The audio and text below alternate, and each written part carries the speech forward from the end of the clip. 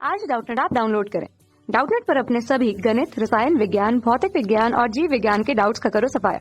बस प्रश्न की फोटो खींचो, एक ही प्रश्न को क्रॉप करो और तुरंत वीडियो सोल्यूशन पाओ। अभी डाउनलोड करें। कथन और कारण का सवाल दिया गया है। ध्यान से देखिए, कथन और ये है बच्चों हमारे पास में कारण।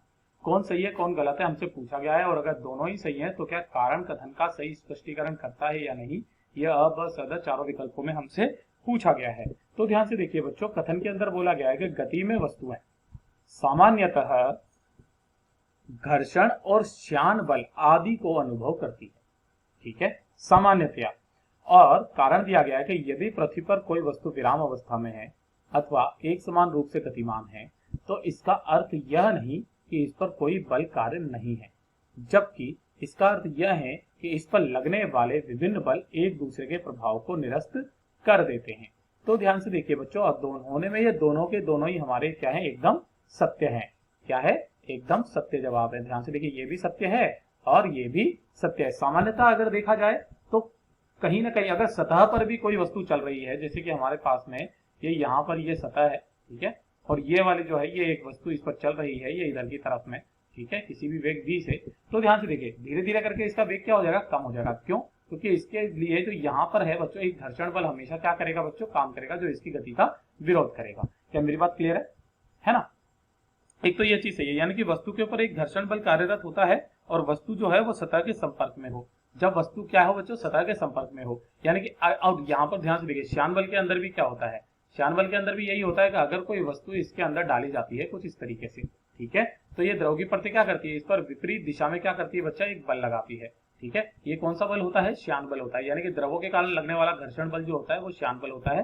नीचे की तरफ में ये mg के कारण इधर की तरफ में नीचे की तरफ में गति करती है ना। वायु के कारण भी क्या होता है, वायु के कारण भी विरोधी बल लगता है, जो कि वायु का घर्षण बल कहलाता है। परंतु इन बलों का जो परिणामी है वो क्या होता है बच्चों, शून्य होता है। ठीक है, ये होता है हमारे पास में।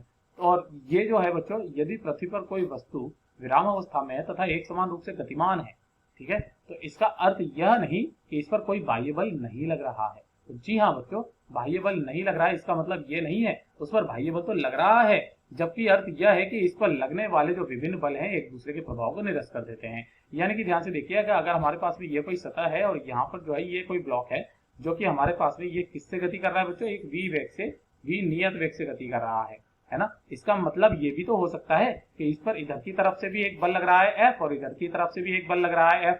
तो जो f नेट हो जाएगा इसके ऊपर वो कितना हो जाएगा, अभी भी शून्य हो जाएगा। ठीक है, f नेट जो हो जाएगा कुल हो जाएगा वो अभी भी शून्य होगा, यानी कि जो त्वरण हो जाएगा वो भी क्या हो जाएगा, शून्य हो जाएगा। और त्वरण अगर शून्य है यानी कि dv बटे dt होता है, अगर ये शून्य है तो इसका मतलब क्या है, वेग क्या है, नियत है, क्योंकि हम जब नियत राशि का अवकलन करते हैं तो 0 आता है, तो v नियत होगा। ठीक है, यानी कि एक समान वेग से वो गति करेगा। दोनों ही सही है, ठीक है, लेकिन ये इसका सही स्पष्टीकरण नहीं करता है ना। इसके लिए तो सही स्पष्टीकरण के लिए दूसरी बात होनी चाहिए, है ना।